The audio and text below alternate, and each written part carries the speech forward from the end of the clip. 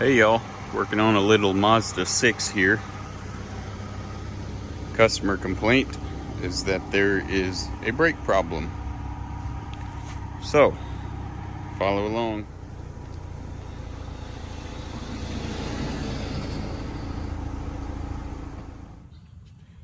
Alright, so show you how to just do a quick brake job on one of these cars on the back. Tools you're going to need is a deep 14 millimeter,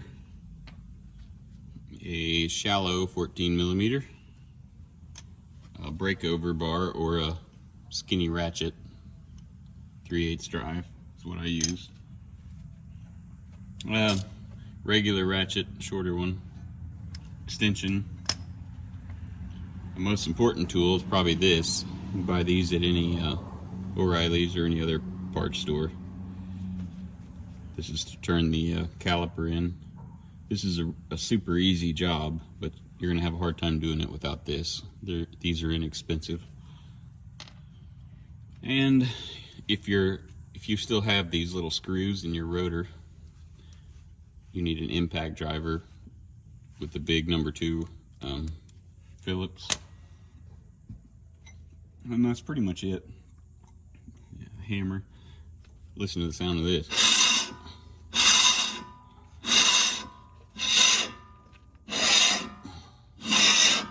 Alright, try not to knock the camera over there. First thing, you need to make sure this caliper's not seized up or anything. Make sure it's got a little wiggle. But you're going to take this caliper bolt out, and then down here, just out of view, is the second one.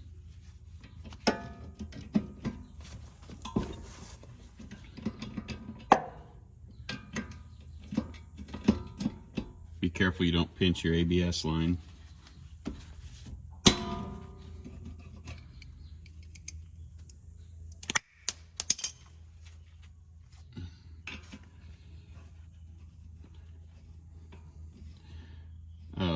One thing you want to make sure of is that your caliper can slide and that these pins don't freeze up or rust. So if you take yours apart and one pad is worn completely out and the other one's brand new, it's a good chance these pins aren't allowing your caliper to slide.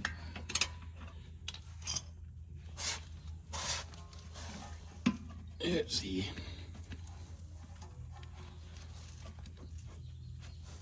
I'm going to go grab a 14 millimeter ratchet wrench if this doesn't come out.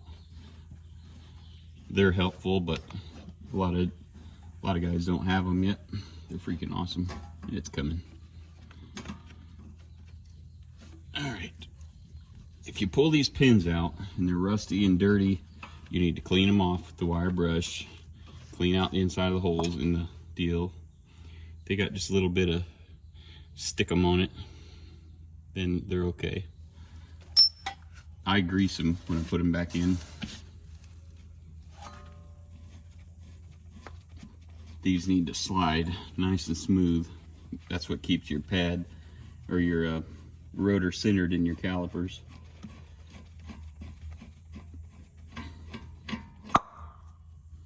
That one's fine too. I always clean them just a little and grease them. Now this thing has been run way farther than it should have been as far as caliper wear goes. If they'd run it much more, this thing would have potentially blown out, but put that out of the way. On this car, there's not a good convenient place to put it. You notate how your pads are sitting in there. There's a little retainer clip on the top. You can pull them out and lay them on the ground the way they came out. Get the wear on them. It's a little past due. Just absolutely just melted the corner right off that metal. Look at that. It's nuts. You can pop the back one off. Just pull them out or they're going to fall out. That one's almost into the metal. Alright, now you have to take off the caliper bracket. The bottom one, you need to use the deep 14 because it goes right through the suspension arm.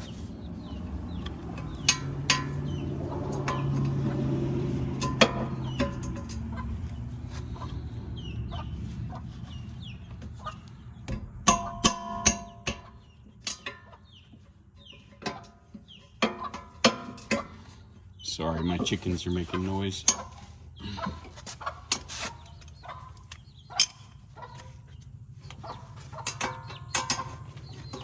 This is a super simple job, so you can go out and buy this little $20 tool in a cheap socket set, metric socket set. Just all kinds of maintenance stuff on your car. There ain't no reason for you to spend $500 to just do a simple brake job that you can literally do, if you've never done it before, you can do in a super short amount of time. Save yourself a tremendous amount of money. Now we're back to the short 14.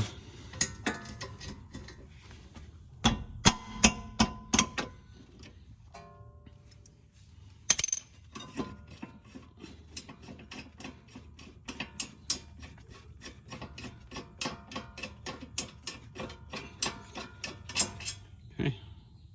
If these have any heavy scale or rust on them, you want to wire wheel those as well, but do not grease them. Okay, this is your caliper bracket. These are what you're going to want to make sure your pin can slide in and out easily. These need to be intact, not ripped. You can buy pin kits and complete caliper bracket kits at most part stores. So you don't want to put it together if this boot is all ripped.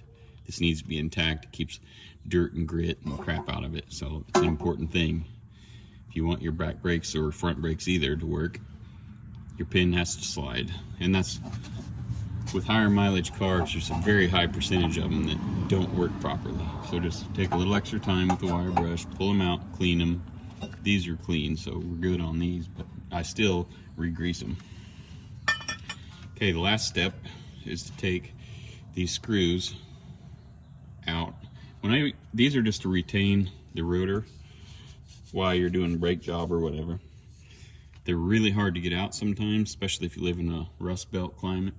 But when you put them back, don't tighten the crap out of them. They don't need it. So this is when we're going to use our impact driver. Make sure that it's turning lefty-loosey. Just give them a quick wrap. It's not necessary to put these back in, but I do. I just don't put them in tight. A lot of cars don't have them from the factory. This one just turned loose by itself. Okay. This rotor is stuck pretty good. It's got some corrosion on the edge, so we'll just lightly tap it with a hammer.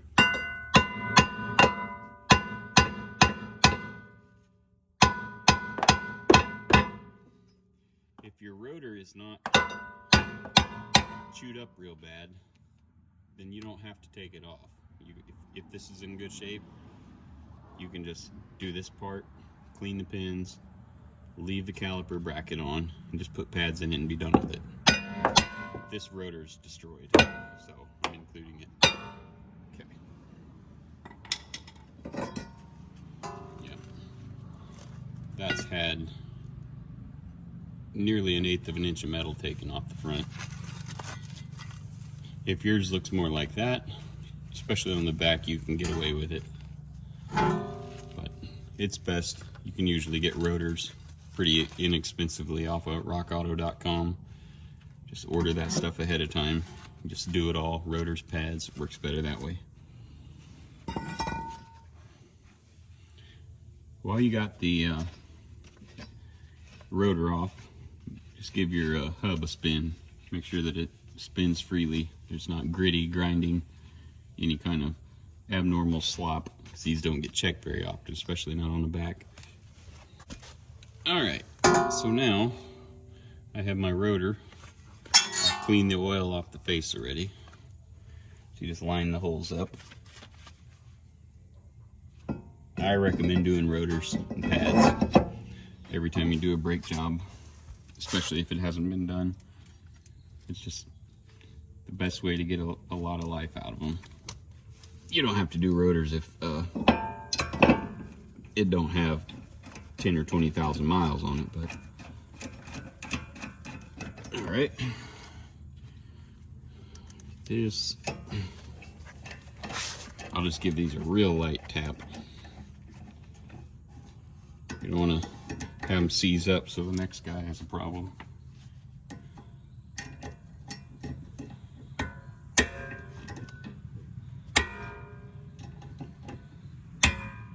There. All right.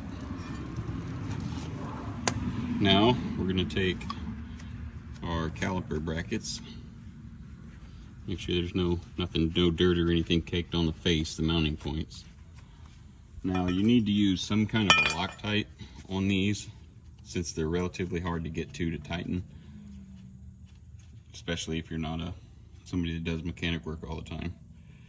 I'm just using some red Loctite, just a little bit of an insurance of it coming back out.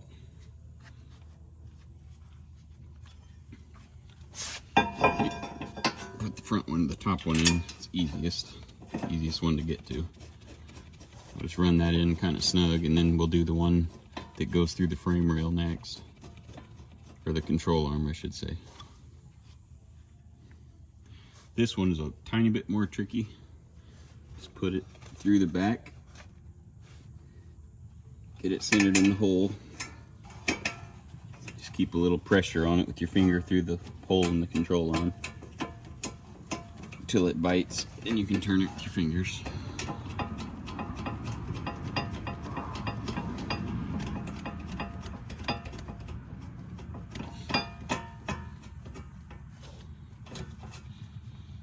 Okay. We'll just give the top one a snug. I snug both of them up before I do any final tightening.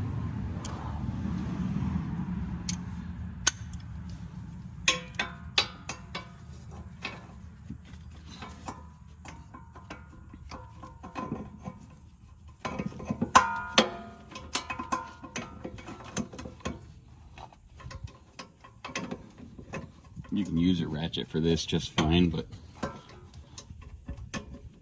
I'm just using this because it's the same thing I'm going to tighten it with. Okay. And this one. Alright. Plenty tight. These have a torque spec, but realistically, as long as you get them pretty tight, you're good. I have never had, I take that back. One time I've had a caliper bracket loosen up in a decade or two of doing brake jobs. So now we are going to take this and do the most complicated part of this job. These cars have a caliper cup here that has to turn when it goes in. It turns clockwise to go in. Can't really get a good visual on it in the camera. One thing I like to do all the time on my brake jobs when I'm pushing caliper cups in, whether they're the twist type or just the push type. Let me move the camera a little. I like to squirt just a little bit of lubricant on this boot so that it doesn't tear when it goes back in. It's not absolutely necessary, but keep you from tearing these. This is just a PB blaster, because I have had these tear when you go to put them, turn them in. I'm using these with the two pins that match up with those. Usually these go pretty easy. Put your ratchet in there like this. You just turn it. Make sure your parking brake isn't set when you do your brake job. Should have said that at the start. Just slowly turn it in. Just keep your block square.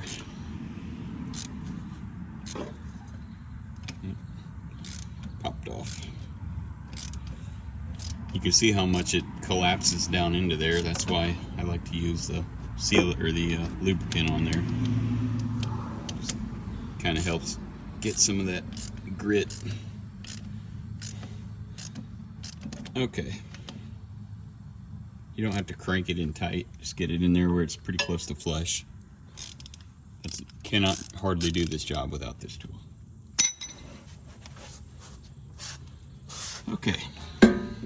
set that down for a second. We'll get our pads. They're identical, all 4 of them. Customer brought me these. They don't have the little hardware clips, which is what I'd like to use. Pop the inner pad in.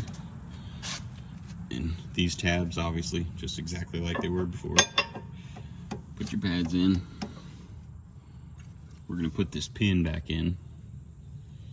This just clips just like this. Goes through these top 2 holes in the pads.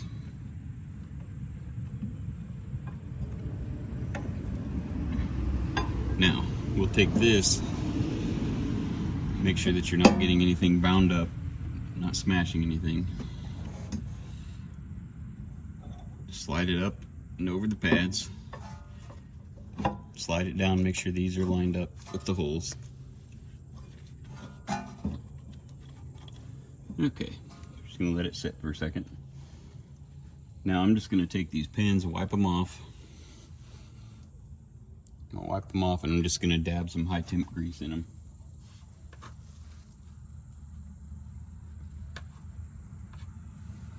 Okay, wipe this one off.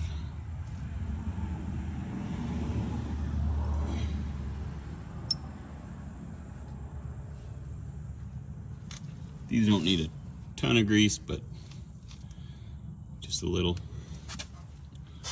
As usual, just put the top one in first, just because it's the easiest to get to. And you turn it while you put it in so it smears that grease around inside of that rubber boot. Okay, do the bottom one.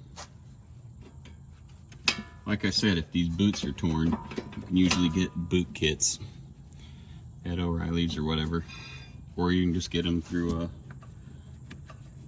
Rock Auto, which if I'm working on my own stuff, I buy a lot of stuff from Rock Auto. They have real good prices and good shipping, a lot of options for parts that the parts house isn't going to have. Just turn them in.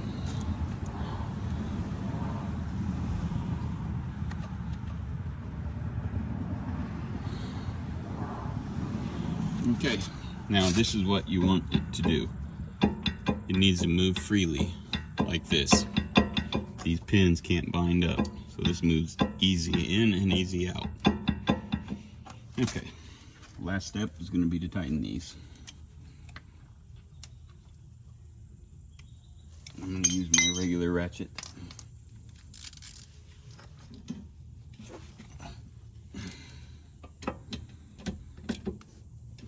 Okay, just give them a final little torque with my breaker bar. I love this 3/8 10-inch long breaker bar. These do not need to be super tight. Okay, just before you put everything back down, make sure you got everything snugged up. Make sure that you tighten your 4 bolts. Make sure these are back in if you choose to use them. Last step, we'll just wipe with the oil, residue or grease in this case, off your face of your hub and put your wheel back on and you're good to go. Before you put the car in drive, hit the brake pedal a couple times to get the rotors back, calipers and the slack taken out. If you just get in there now and hit the brakes, it's not gonna have much brakes for a second. So just pump the brakes a few times and then go out and head on down the road. I did this in real time. I didn't edit anything out, so this is cheap and easy, and everybody can do it just with a few of the right tools. So thanks for watching.